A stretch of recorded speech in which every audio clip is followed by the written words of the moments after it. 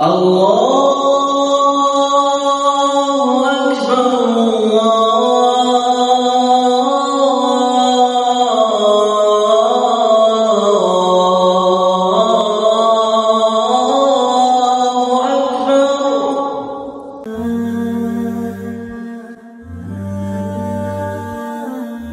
In this world, you will never truly be happy. No matter what Allah subhanahu wa ta'ala gives you, you will never truly be content. This place is designed to break your heart.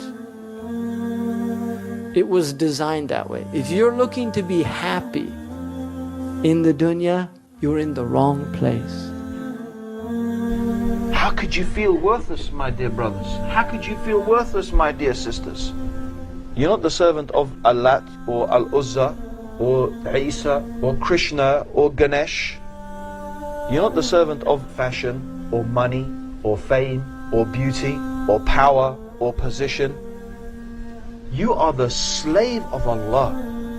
Allah has chosen you from amongst the billions of human beings. Allah chose you and blessed you with Islam.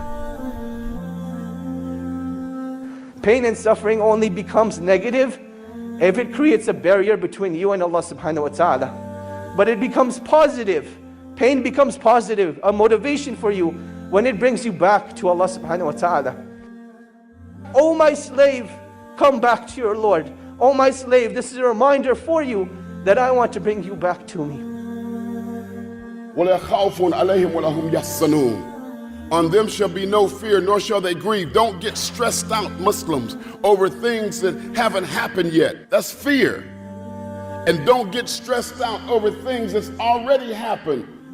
Everything has been decreed. The most difficult pill for the Muslims to swallow is article number 6 of our deen, the qadr of Allah. We don't want to admit it. We forget about the power of Allah. We forget about the presence of Allah. We forget that we came from a clot and we were nothing. Muhammad ibn Abdullah sallallahu alayhi wasallam had to correct everything because we weren't doing anything right. And we get so afraid because we forget. We fear and we forget that Allah is in control. Surely we shall test each and every single one of you with a loss of wealth, with a loss of life, with a loss of profit and trade. So give glad tidings to those who are patient. Those, when they are tested, they say, to Allah we belong and to Him we shall return. Upon those people are the blessings and prayers of Allah subhanahu wa ta'ala.